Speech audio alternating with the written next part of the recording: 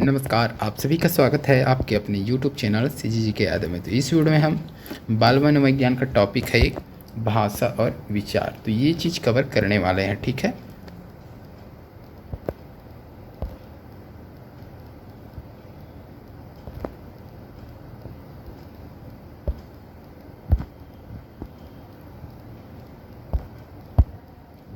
चलिए, तो आज का पहला प्रश्न देखेंगे। भाषा क्या चीज़ है भाई, बताना है आपको। विचार प्रक्रिया को प्रभावित नहीं करती भाषा, ठीक है। विचार प्रक्रिया का निर्धारण नहीं कर सकती भाषा। हमारी विचार प्रक्रिया को पूरी तरह से नियंत्रित करती है। हमारी विचार प्रक्रिया को प्रभावित करती है। क्या चीज़ है, तो इसके लिए सही आंसर अगर चुने तो ऑप्शन डी वाला सही हो जाएगा, ठीक है। तो हमारी विचार प्रक्रिया को प्रभावित करती है। क्या चीज़ ये भाषा जो है हमारी विचार और प्रक्रिया को प्रभावित करती है। भाषा वह साधन है जिसके द्वारा हम अपने विचारों को व्यक्त कर सकते हैं और इसके लिए हम वाचिक ध्वनियों का प्रयोग करते हैं, ठीक है। चलिए नेक्स्ट क्वेश्चन देखेंगे। भाषा खाली स्थान और खाली स्थान का एक उत्तम साधन है। तो भाषा खाली स्थान और खाली स्थान का उत्तम साधन है।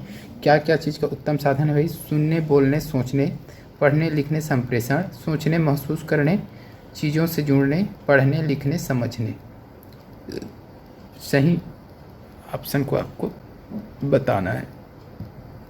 इसका सही आंसर क्या हो जाएगा? ऑप्शन बी हो जाएगा। भाषा क्या चीज़ है? पढ़ने, लिखने और संप्रेषण करने का एक उत्तम साधन है। चलिए नेक्स्ट क्वेश्चन देखेंगे। B.F. स्किनर के अनुसार बच्चों में भाषाई विकास निम्नलिखित का परिणाम है। तो बच्चों में जो भाषा का विकास होता है वह किसका परिणाम है? किसके अनुसार? B.F. स्किनर। तो स्किनर के अनुसार बताना है आपको। व्याकरण का प्रशिक्षण, अनुकरण एवं पुनर्बलन, जन्मजात योग्यताएं, परिपक्वन। इसका सही आंसर हो जाएगा ऑप्शन बी हो जाएगा, अनुकरण एवं पुनर्बलन, ठीक है। B.F. स्किनर का मानना था कि बच्चे भाषाओं को भाषा अनुकरण और पुनर्बलन के माध्यम से सीखी जा सकती है ना। चलिए नेक्स्ट क्वेश्चन क्या है। कक्षा 1 में बच्चों में भाषा कौशल का विकास किस क्रम में होना चाहिए? तो कक्षा 1 में जो बच्चे हैं उसके भाषा कौशल का विकास जो है किस क्रम में होना चाहिए? सुनना, बोलना, पढ़ना, लिखना, लिखना, पढ़ना, सुनना। तो इसका सही आंसर क्या है ये चीज़ आपको बताता हूँ। तो ऑप्शन ए हो जाएगा, ठीक है।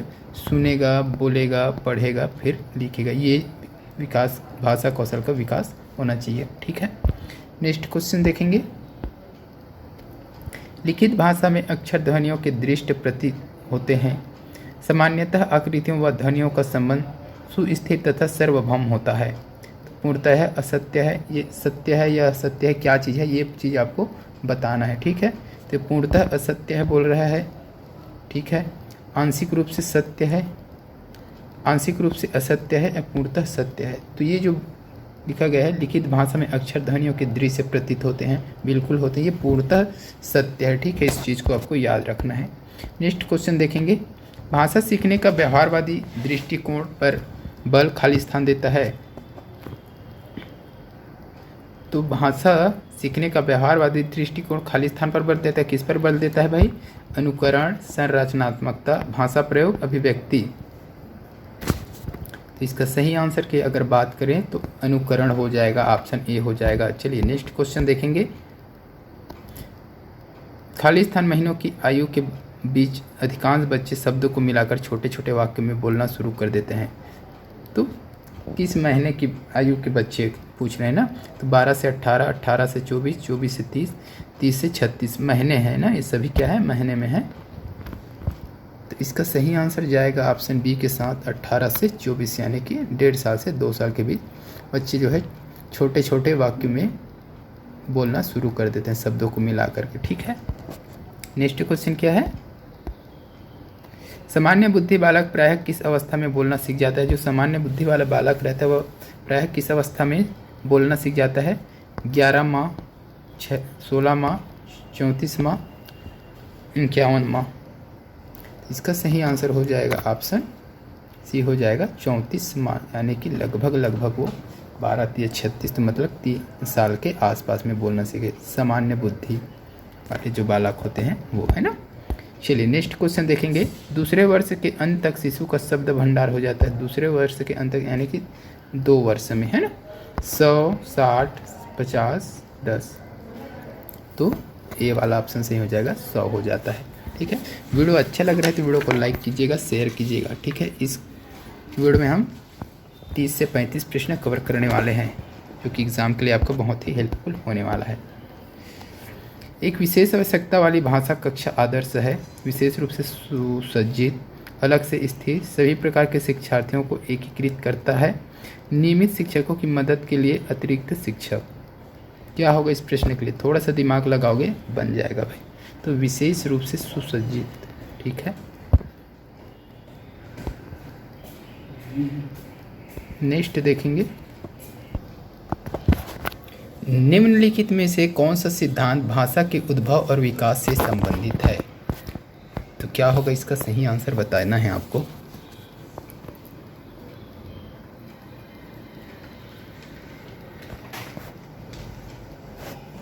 तो इसका सही आंसर हो जाएगा ऑप्शन बी हो जाएगा, ठीक है। डिंग डोंग सिद्धांत, ठीक है। डिंग डोंग, ये डोंग है ना, डिंग डोंग सिद्धांत का प्रतिपादन किसने किया था, ये चीज़ पूछा जा सकता है। तो मूलर महोदय ने किया था, ठीक है। डिंग डोंग सिद्धांत किसका है? तो मूलर महोदय का है। इस सिद्धांत के अनुसार किसी भी प्रकार की आवाज़ जो अनायास ही निकल जाती है, जैसे बच्चे को हम मम्मा कहने को बोलते हैं तो बच्चा हमारी नकल करके क्या बोलता है? माँ माँ माँ बोलता है, अर्थात बच्चा थोड़ा थोड़ा बोलने की कोशिश करता है, ठीक है। नेक्स्ट क्वेश्चन देखेंगे,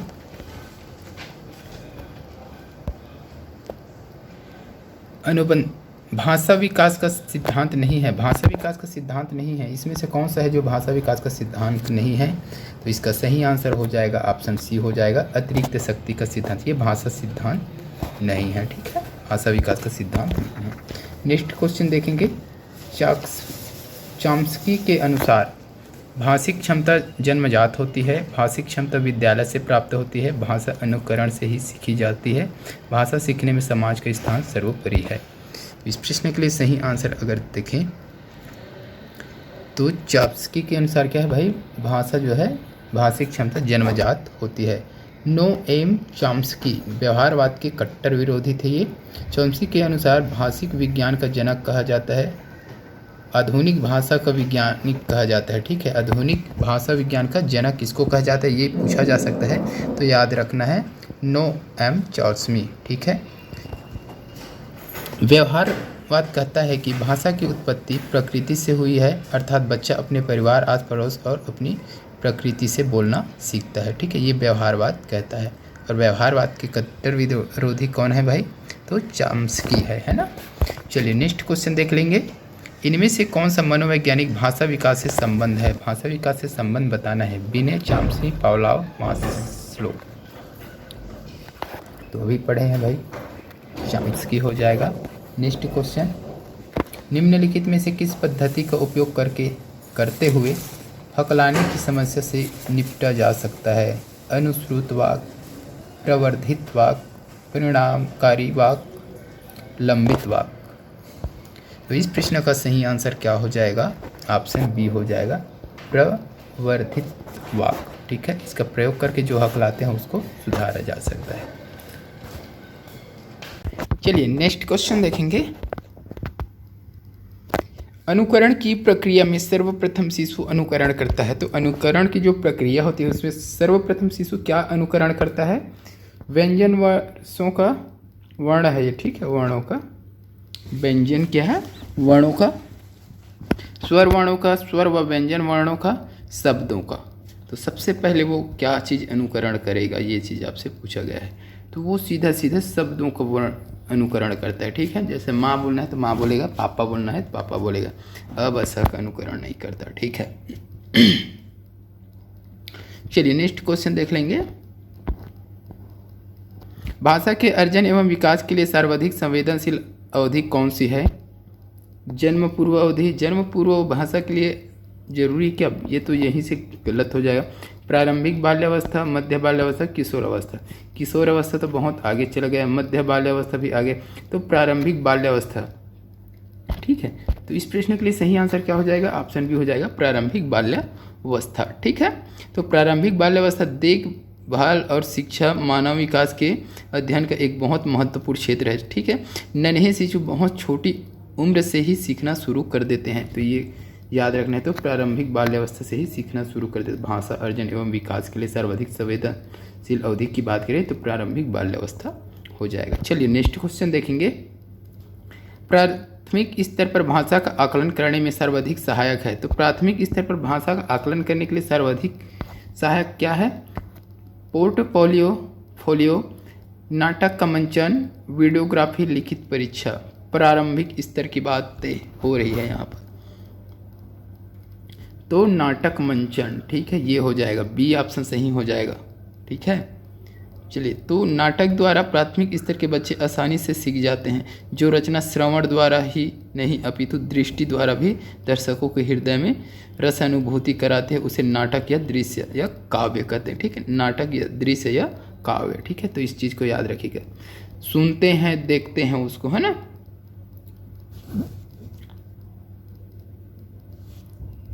चलिए नेक्स्ट देखेंगे।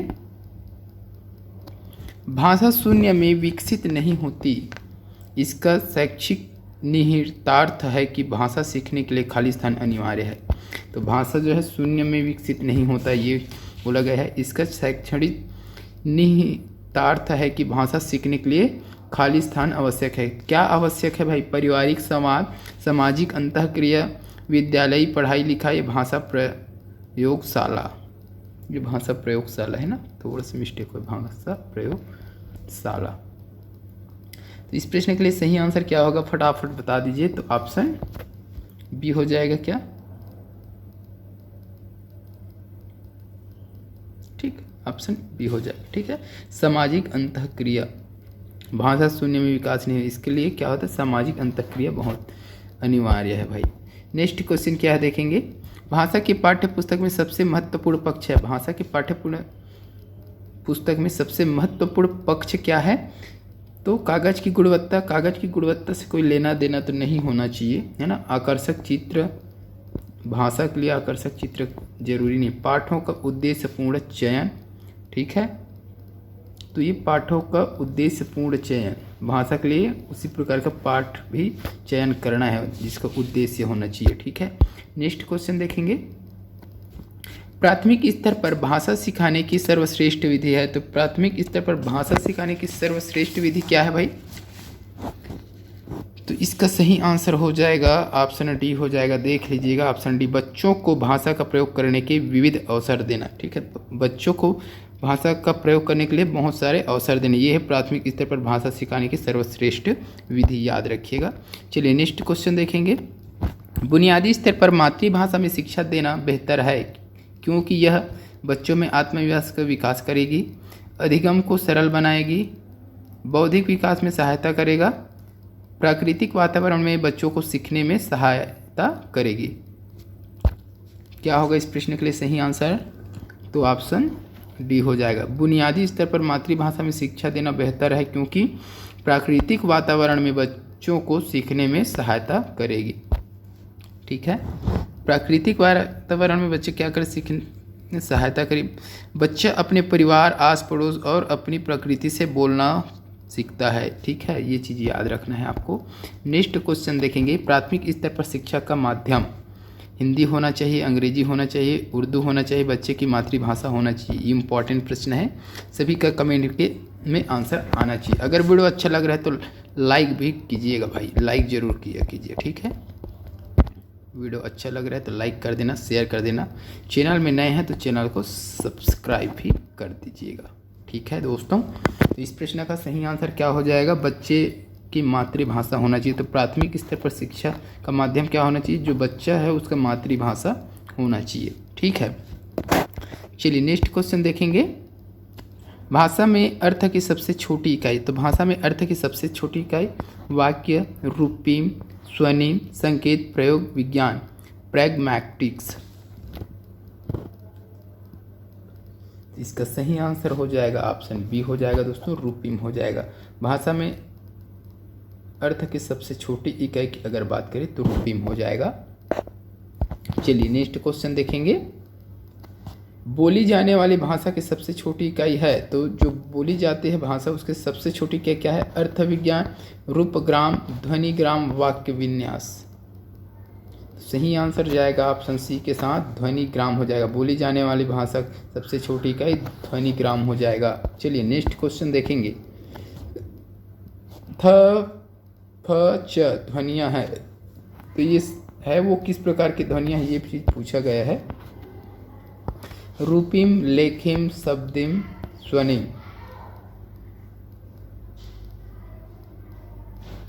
तो इसका सही आंसर क्या हो जाएगा?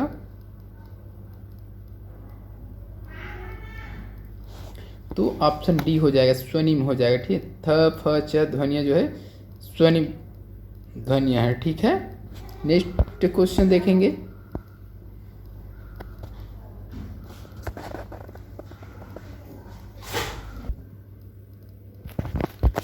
भाषा का वह घटक जो ध्वनि की गति के अनुक्रम, संचालन एवं उसकी रचना से संबंधित नियम की चर्चा करता है, उसे क्या कहते हैं? चलिए प्रश्न को एक बार अच्छे से देख लीजिए। भाषा का वह घटक, ठीक है, जो ध्वनि की गति के अनुक्रम, संचालन एवं उसकी संरचना से संबंधित नियम का क्या करता है? चर्चा करता है, उसे कहते क्या है? अर्थ विज्ञान, व्याकरण, स्वर विज्ञान, इनमें से कोई नहीं। तो इस प्रश्न की अगर बात करें हम, तो ऑप्शन सी हो जाएगा, स्वर विज्ञान हो जाएगा। ठीक है, याद रखना, स्वर विज्ञान। नेक्स्ट क्वेश्चन देखेंगे। सांस्कृतिक विलंबना का प्रत्यय दिया था। सांस्कृतिक विलंबना का प्रत्यय किसने दिया है भाई? आर्ग, आगर्बन एवं निमकाफ, टाइलर एवं डायलर, व्हाइट हेड, रेडफील्ड। इसका सही आंसर हो जाएगा ऑप्शन ए हो जाएगा, आगर्मन एवं निमकाफ। ठीक है, सांस्कृतिक विलंबना का प्रत्यय किसने दिया है? आगर्मन एवं निमकाफ ने दिया है। नेक्स्ट क्या है देखेंगे। बच्चों के भाषाई विकास के लिए जरूरी है कि उनको अधिक से अधिक अपने विचार व्यक्त करने का अवसर देना चाहिए। भाषाई कौशलों के विकास हेतु गतिविधियां आयोजित की जानी चाहिए। लिखना, पढ़ना, बोलना तथा सुनने का अभ्यास करना चाहिए। उपर्युक्त सभी। तो इसका डी वाला ऑप्शन सही हो जाएगा दोस्तों, उपर्युक्त सभी। बच्चों के भाषाई विकास के लिए ये सभी तीनों जो है जरूरी है। ठीक है, नेक्स्ट क्वेश्चन देखेंगे। भाषा संबंधी योग्यता और बुद्धि लब्धि में घनिष्ठ संबंध होता है, यह कथन है। तो भाषा संबंधी योग्यता और बुद्धि लब्धि में घनिष्ठ संबंध होता है, ये किसका कथन है भाई? लावेल तथा मार्केल का, स्पाइकर तथा इरविन का, फिशर तथा लांबा का, टर्मन का। तो इसका बी वाला ऑप्शन सही हो जाएगा, स्पाइकर तथा इरविन का। स्पाइकर तथा इरविन का कथन क्या है? भाषा संबंधी योग्यता और बुद्धि लब्धि में घनिष्ठ संबंध होता है, ये उसका मानना है भाई। चलिए नेक्स्ट क्वेश्चन देखेंगे। स्मृति स्तर और समझ स्तर के शिक्षण मॉडल के सी टैक्स में कौन सा चरण प्रमुख है? योजना, अन्वेषण, सामान्यीकरण, प्रस्तुतिकरण। तो ये बी वाला सही हो जाएगा, अन्वेषण हो जाएगा। ठीक है, चलिए नेक्स्ट क्वेश्चन देखेंगे, जो कि इस वीडियो के लिए लास्ट क्वेश्चन रहेगा। उसके बाद फिर क्या देखेंगे? बाल केंद्रित एवं प्रगतिशील शिक्षा का प्रश्न देखेंगे। तो ये लास्ट क्वेश्चन है, देख लीजिएगा। 2 से 8 वर्ष की आयु के बच्चे के लिए विकास के पैटर्न में मोटर, सामाजिक, भावनात्मक, संवेगात्मक के साथ शामिल है। अनुकूलन क्षमता या कौशल, संप्रेषण क्षमता या कौशल, भाषाई क्षमता या कौशल, लेखन क्षमता या कौशल। क्या होगा इस प्रश्न का सही आंसर दोस्तों?